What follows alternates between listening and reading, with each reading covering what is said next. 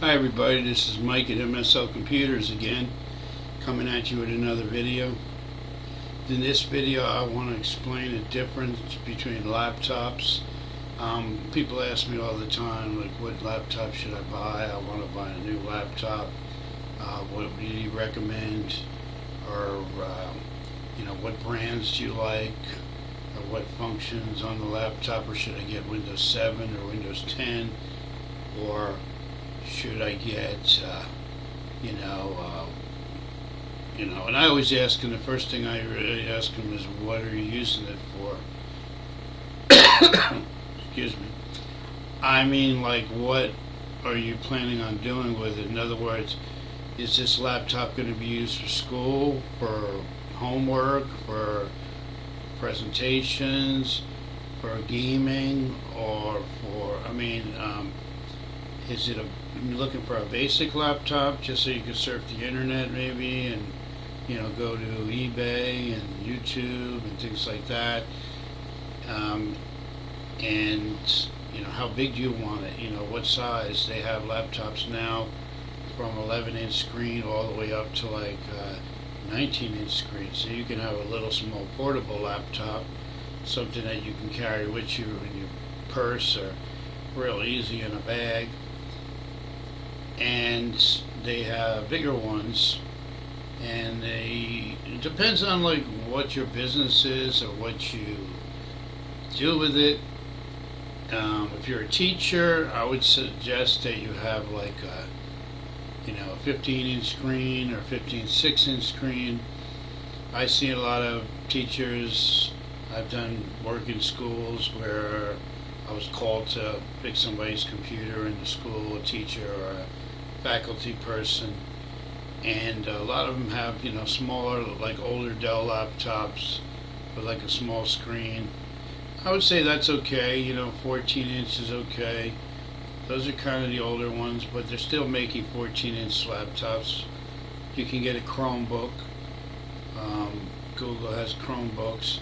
It's just that you have to remember that, like, if you have a Chromebook, that they're pretty proprietary of what kind of hardware you can use them for. In other words, if you are just dealing with Google and basic internet surfing, and you're going to use just to do some Word documents and Excel and things like that, that would be okay. You really can't expand and use a lot of different equipment with Chromebook. You're kind of proprietary to even the area of the internet that you can search in, because Google is and the Chromebook is kind of limited. If it's something that you have a business, let's say you just need to do your emails and you need to go post things on maybe Craigslist, or do some YouTube videos, or Skype with other business to business, or even talk to your family and Skype with them. I would say something in the range of a 15/6-inch screen, maybe an i5 processor, i3 to i5, and maybe like 4 to 6 or 8 gigs of memory would be enough for you. Maybe 500 gig hard drive. Now all the computers that you buy in 2018 usually have bigger hard drives and more memory.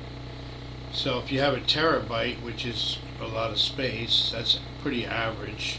You could put a lot of things on there. You could save a lot of pictures, documents, and everything like that. Make sure you basically get something with 4 or above memory.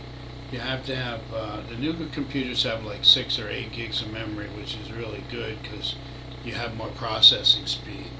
What happens is the processors today work faster, and they do a lot more instructions, meaning that they do a lot more jobs than they used to, compared to the processors of 10 years ago or 15 years ago, where a processor, which is the brain of the computer, CPU it's called, Central Processing Unit, and that's your whole brain, that's what does all the work.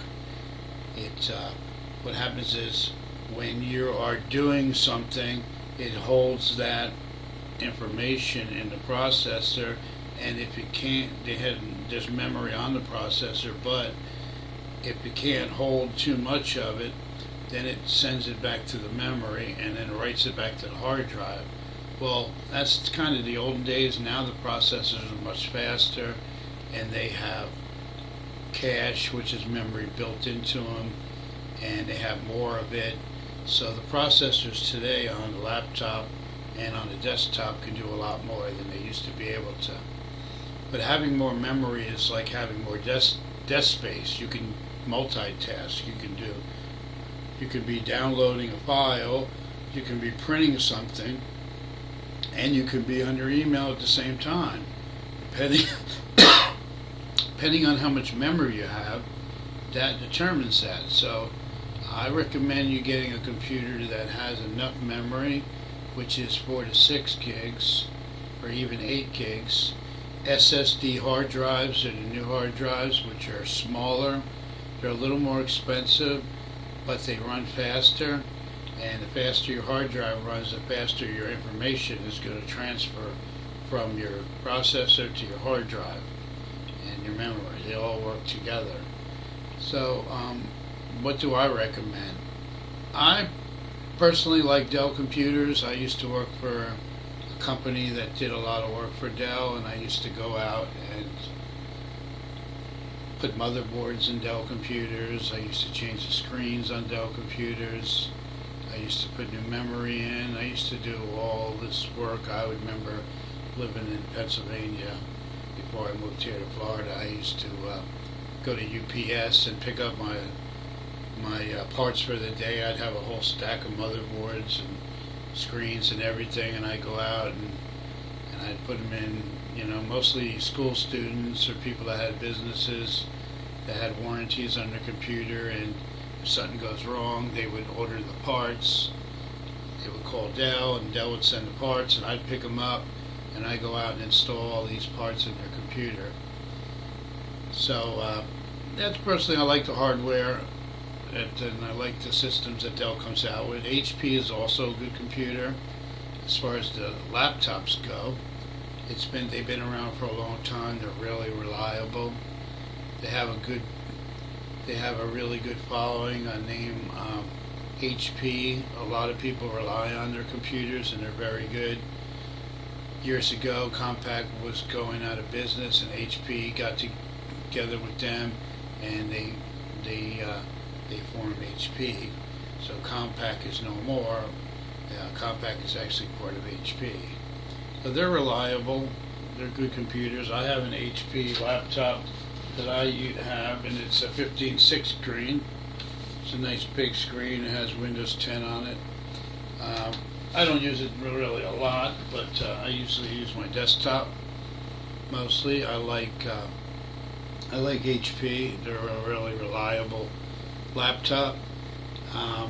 Desktops aren't as reliable and not as well made as the laptops are. As far as laptops go, I prefer Dell, HP. I like Acer. Acer's a pretty good computer laptop. That's another one that I like. And there's a couple others, but those are the main ones that I use and I would recommend to somebody. Toshiba is a very good laptop. I've had Toshibas that lasted 3 or 4 years or even 6 years, and they're very reliable top-end laptops. And now a company called Asus makes laptops. That's ASUS. They were a big motherboard manufacturer. They got big in the business of making top-end motherboards. Now they make laptops and desktop computers. So if you see an Asus, that's a pretty good brand, and that I would add to the list. So Dell, HP, Acer, and Asus would probably be my top ones, and Toshiba. So those are the 5 ones that I recommend. If you like this video and it gives you anything that's valuable to you, please do the like and subscribe to my channel. And if you want to learn about any other videos anything computer related, I have a few other videos that are very good. Also, these computers, as far as care goes, I tell people make sure you don't sit anything on your laptop. I see sometimes people will put books and things on their laptop. Laptop screens are pretty sensitive. I mean, they're pretty strong also, but it's not a good idea to sit anything heavy on top of your laptop. You shouldn't do that because you're putting pressure on the screen. And things that I recommend for a laptop is that I like to use a laptop like a desktop in one sense, that a laptop has power options to save you energy. Like if you want to, so you could set it up to close the lid and it'll shut off, or close the lid and it will go to sleep. Or there's a couple different power functions that you can change. You can tell it to go to sleep in 15 minutes and then the screen will shut off if you're not using it in that time. I personally like to set everything to never, where it sort of runs like a desktop. If you want to shut it off, you go to start and shut down and it completely shuts off. That's one thing I like. Some people like to put it in sleep mode and do that. And with the monitor, shutting off in 15 or 20 minutes, that's not really a bad thing. You might have personal things on there that you don't want people to see, so so if you walk away from your laptop and after 15 minutes the computer will still be on, it just won't be showing anything on the monitor. That could be a good thing for privacy reasons. Generally, I like to shut it down just completely. And also with your battery, once you're charged, your battery's charged, I would unplug it and just use it on battery. A lot of people use it with the battery in and it's fully charged. The laptops actually seem to work better if you charge the battery, then unplug it, use it on battery. When the battery goes down, then you plug it in again, you let it charge up. You can charge it up fully, halfway.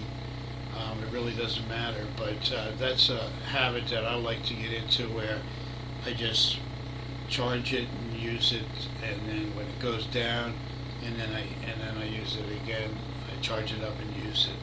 Those are just some of my tips, what I like to do and what's good for the computer.